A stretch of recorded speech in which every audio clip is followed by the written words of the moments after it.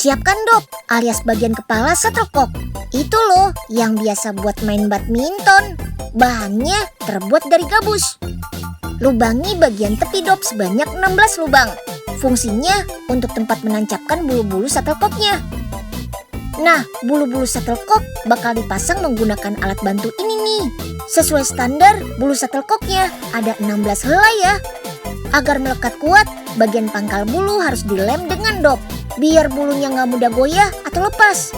Dengan bantuan mesin ini, pekerjaan mengelem jadi lebih cepat dan rapi. Biar kuat menahan smash keras, shuttlecock masih harus dijahit menggunakan mesin jahit khusus. Ikatan benang ini juga bikin jarak antara bulu tetap sama. Jadi pergerakan shuttlecock lebih seimbang. Biar bentuknya sempurna, shuttlecock masih harus dicetak menggunakan alat cetak plastik. Biar ekornya membentuk lingkaran dengan diameter antara 58 hingga 68 mm. Lanjut, benang pengikatnya harus dilem hingga kaku ya. Selain untuk memberi kekuatan, juga untuk menjaga bentuk shuttlecock biar nggak mudah berubah lagi. Oke, shuttlecocknya tinggal diuji pakai pelontar otomatis. Semakin seimbang pergerakan shuttlecock, maka kualitasnya semakin bagus. Bulu-bulu ini harus dipilah dulu ya, antara yang masih bagus dan yang sudah rusak. Selanjutnya, bulu bakal dipotong menggunakan alat ini untuk menyeragamkan bentuk dan ukurannya.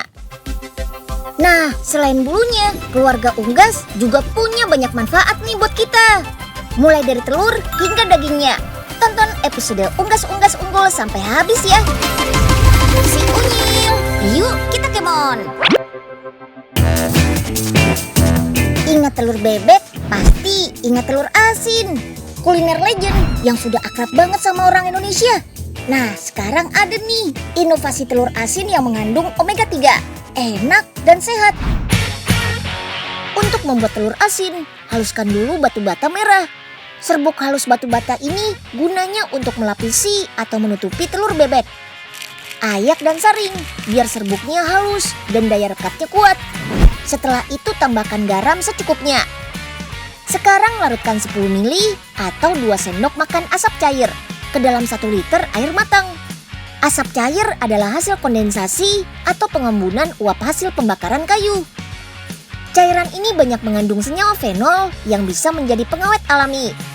Sekaligus menjaga kandungan asam lemak omega 3 pada telur agar tidak hilang. Bahkan jadi meningkat loh. Yap, proses pengasinan telur bebek bisa menyebabkan hilangnya kandungan omega 3 telur yang berperan dalam menurunkan kadar kolesterol dalam darah. Oke, saatnya melapisi telur. Adonan ini cukup untuk melapisi 500 butir telur dalam sehari loh. Biar asinnya sempurna, telur-telur ini harus didiamkan selama 12 hari. Proses pengawetan inilah yang akan menjadikan telur bebek asin. Nah, ini dia hasilnya. Telur yang sudah didiamkan selama 12 hari siap dibersihkan. Mengukus bisa mengurangi kadar air pada telur, sehingga telur bisa matang sempurna dengan tekstur yang lebih padat.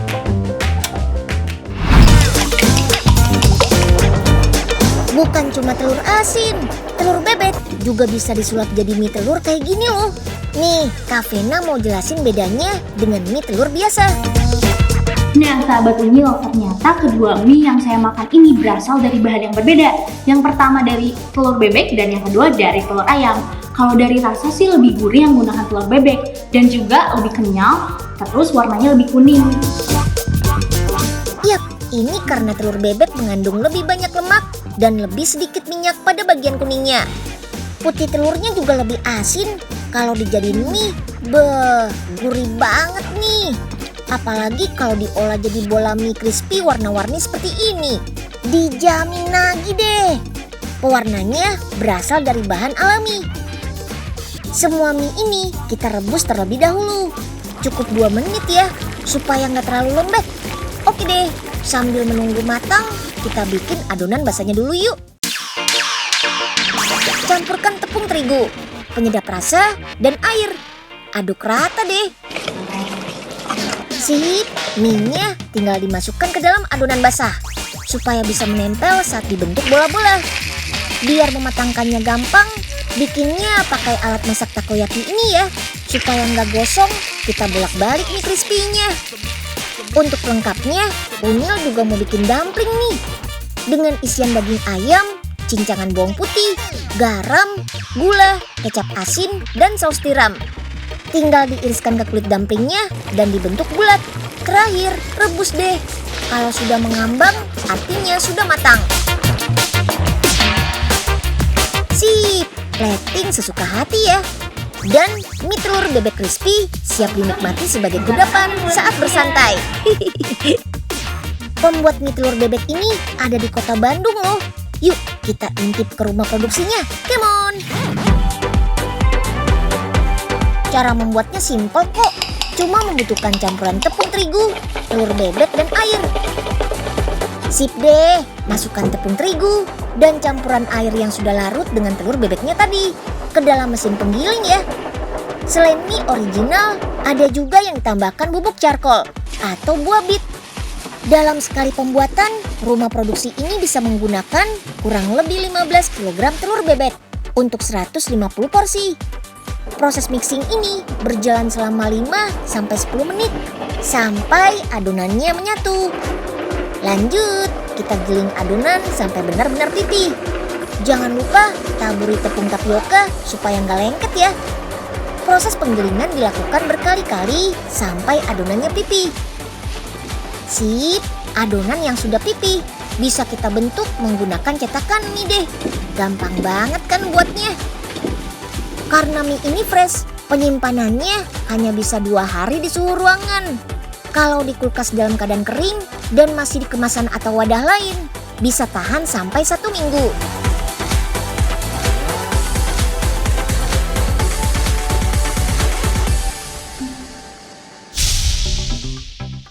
Enyeng, nyender aja kayak cakwe.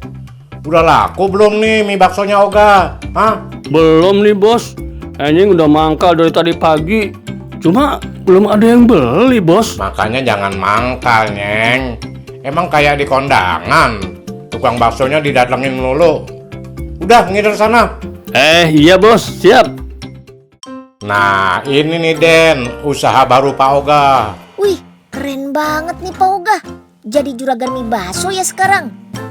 Unyil cobain dong Pak. Boleh Den, tapi gope dulu. Yang jualan siapa Pak? Kok nggak ada orang? Lah, iya ya. Enyeng kemana nih? Nah, itu dia. Dari mana Nyeng? Hah? Masa dagangan ditinggal-tinggal Nyeng? Abis ngider bos. Tadi kata bos Oga kan disuruh ngider. Ngidernya sambil bawa dagangan dong, Enyeng. Masa ditinggal di sini? Tahu pengen.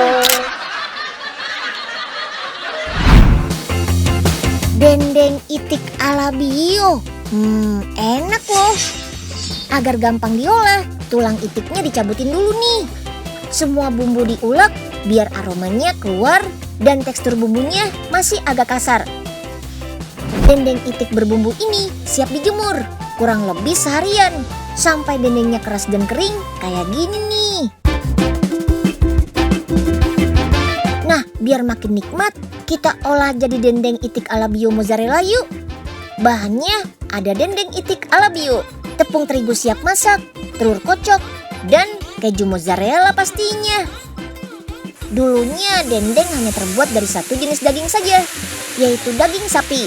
Tapi sekarang segala macam daging bisa loh. Wah, sudah hampir jadi nih. Tinggal taburin keju mozzarellanya. Keju mozzarella bisa meleleh lebih cepat dibandingkan keju jenis lainnya.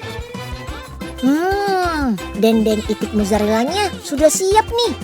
Enaknya dimakan saat masih dalam keadaan panas loh. Dendeng itik ala bio merupakan salah satu kuliner spesial dari Indonesia. Itik ala bio merupakan hasil persilangan dari itik Peking asal Cina dengan itik Kalimantan dari Indonesia. Sementara namanya sendiri diambil dari nama daerah tempat itik ini pertama diternakan. Berbeda dengan itik lain, itik ala bio punya postur tubuh ramping dan warna bulu yang khas. Selain itu, daging itik ala bio juga lebih gurih. Oh iya, meski masih satu keluarga, itik ini beda loh sama bebek. Tubuh bebek lebih gemuk kalau dibandingkan itik yang ramping. Gerak bebek juga biasanya nggak selincah itik. Meski telur dan daging keduanya bisa dimanfaatkan, biasanya tujuan mereka di ternakan juga berbeda. Itik adalah unggas petelur, sementara bebek merupakan unggas pedaging. Nah, bebek inilah yang paling enak diolah jadi bebek betutu, olahan bebek legendaris khas Bali. Unyil, yuk kita kemon. Ini dia nih, daging unggas kesukaan Unyil, ayam. Apalagi kalau sudah diolah jadi nugget aneka bentuk kayak gini. Beuh, nikmat. Nah, sebelum mengolah nuggetnya, kita siapkan dulu yuk daging ayamnya. Gantung ayam-ayamnya dulu yuk. Menggantung seperti ini bukan menyiksa ya, justru untuk melancarkan aliran darah ayam agar tidak kesakitan saat dipotong. Proses penyembelihan ayam di sini dijamin halal karena sudah ada sertifikasi resmi dari Kementerian Agama. Tahap selanjutnya, mengolah ayam-ayam ini menjadi ayam karkas, yaitu daging ayam tanpa kepala, ceker, dan yang sudah dibersihkan isi perutnya. Dalam 1 jam bisa menghasilkan hingga 4.000 ayam karkas loh, dengan penyusutan berat ayam sekitar 30% dari berat awalnya. Ayam-ayam karkas ini masih harus dibersihkan lagi dengan air klorin berjenis food grade selama kurang lebih 30 menit. Setelah itu gantung lagi deh untuk meniriskan airnya. Selain dikirim utuh, daging ayam segar ada juga yang dipotong-potong dulu menjadi 9 bagian seperti ini. Bahkan ada juga nih yang diberi bumbu instan siap goreng. Nah, kalau untuk membuat nugget, cukup gunakan bagian paha dan dada ayam saja. Daging ayamnya dipotong-potong dulu ya. Tenang, motongnya pakai mesin kok biar lebih cepat. Tiap detik mesin ini bisa memotong 4 kg daging ayam. Daging ayam yang sudah terpotong-potong selanjutnya dihaluskan pakai mesin ini. Setiap kali produksi, pabrik ini butuh 1 ton daging ayam. Bisa 1000 ekor lebih tuh ayamnya. Nah, sekarang kita mulai bikin adonan nugget ayamnya ya. Bahannya sama kayak nugget biasa. Ada daging ayam giling sama bumbu-bumbu. Tambahkan juga es batu, biar suhu adonan tetap dingin. Jadi tekstur nugget ayamnya nanti bisa bagus. Supaya adonan nugget tidak terlalu halus, perlu ditambahkan potongan atau suiran daging ayam juga, biar rasa daging ayamnya masih berasa. Masih belum selesai nih. Perlu juga disemprot nitrogen cair, biar adonan jadi beku dan gampang dicetak. Bukan cetakan kotak-kotak biasa ya. Nuggetnya dibentuk jadi dinosaurus. Wih. Sekali cetak ada 5 bentuk dinosaurus. Nah, tiap menitnya mesin ini bisa mencetak 120 kali. Jadi sekali cetak ada 600 nugget dinosaurus tuh yang keluar. Wah, kalau sehari berapa ya? Nugget yang sudah dicetak lalu dibalurkan ke adonan basah, biar nantinya gampang dibalur sama tepung roti. Tepung roti ini bisa bikin nugget jadi renyah, kriuk-kriuk gitu pas dikunyah. Udah gitu, tepung roti ini juga bisa bikin makanan cepat matang, tapi nggak banyak menyerap minyak saat digoreng. Kalau sudah, waktunya goreng-goreng. Pertama, cukup 15 detik saja, biar bentuk dinosaurusnya jadi lebih rapi. Kedua, goreng lagi sekitar 48 detik sampai matang dan siap disantap. Sekarang waktunya nugget dibekuin nih. Dengan mesin ini, nugget-nugget langsung jadi beku dalam waktu setengah jam. Asal disimpan di lemari pendingin, nugget ini bisa tahan sampai 1 tahun loh. Oh iya, tahu nggak? Daging ayam adalah menu yang paling banyak digemari loh. Karena itu, nggak heran kalau lebih dari 90% restoran di seluruh dunia menyajikan daging unggas ini. Bahkan dalam budaya Nusantara kita pun, ayam selalu hadir di menu-menu masakan tradisional. Iya kan? Biasanya ayam yang dipakai adalah ayam kampung. Ada yang bisa membedakan ayam kampung sama ayam broiler nggak nih? Kamu tim piring hijau atau tim piring oranye nih? Nah, ayam kampungnya ada di piring hijau. Salah satu ciri yang kasat mata pada ayam kampung adalah kaki yang lebih panjang dibanding ayam broiler. Biar nggak salah mengenali, ikut Unyil ke tempat peternakan sekaligus pengolahan daging ayam kampung yuk. Langsung saja kita mulai proses pembibitan ayam kampungnya. Kita mulai dari telurnya dulu yuk. Pertama, telur-telur harus melalui proses seleksi dulu ya. Dipisahkan berdasarkan ukuran dan bentuk telur. Hal ini untuk menentukan kualitas anak ayamnya nanti. Kalau kata omnya sih, yang bagus adalah telur dengan ukuran normal dan bentuk oval sempurna. Selanjutnya, telur-telur ini kita masukkan ke dalam mesin inkubasi. Mesin ini menggantikan tugas induk ayam untuk mengerami telur. Selama 18 hari, telur akan dihangatkan dengan suhu 32 sampai 37 derajat Celcius. Setelah 18 hari, telur-telurnya kembali diseleksi. Namanya proses candling. Telur-telurnya disinari lampu untuk melihat perkembangan embrio ayam. Kalau tembus cahaya, berarti embrio tidak berkembang. Nah, telur dengan embrio sehat kita masukkan deh ke mesin penetasan. Butuh waktu 3 hari sebelum menetas nih. Berbeda dengan ayam broiler yang membutuhkan 20 sampai 30 hari untuk siap dipanen. Ayam kampung membutuhkan waktu lebih lama, sekitar 60 sampai 70 hari. Tapi ayam kampung lebih tahan terhadap penyakit. Selain itu, pakan ayam kampung tidak membutuhkan kandungan protein tinggi seperti ayam broiler. Oke deh, kita lanjut buat olahan ayam kampung woku frozen nih yuk. Bahan bumbu seperti jahe, serai, daun bawang, cabai dan kemiri kita haluskan dulu. Baru kemudian kita masak selama 1,5 jam. Oh iya, tambahkan juga daun pandan segar biar masakan lebih harum. Sambil menunggu bumbu matang, kita siapkan ayamnya yuk. Kita cuci dulu nih untuk menghilangkan sisa darah dan kotoran. Setelah bersih, ayam akan dimasukkan ke tabung. Selain untuk diberi bumbu marinasi, ayam akan dimemarkan dengan mesin ini sehingga daging menjadi lebih empuk dan bumbu lebih meresap. Nah, bumbu sudah matang nih, sudah siap di mixing bersama ayam.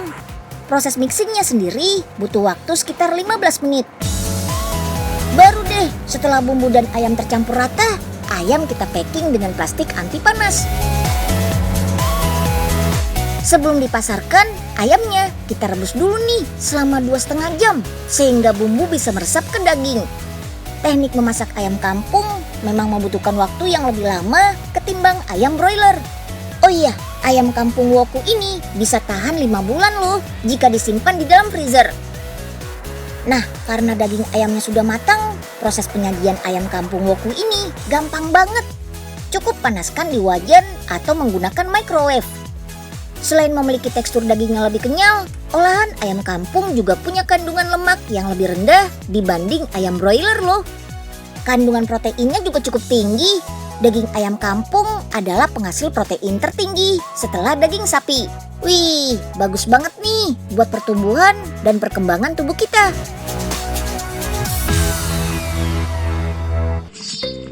Ayam Blackpink, siapa mau beli?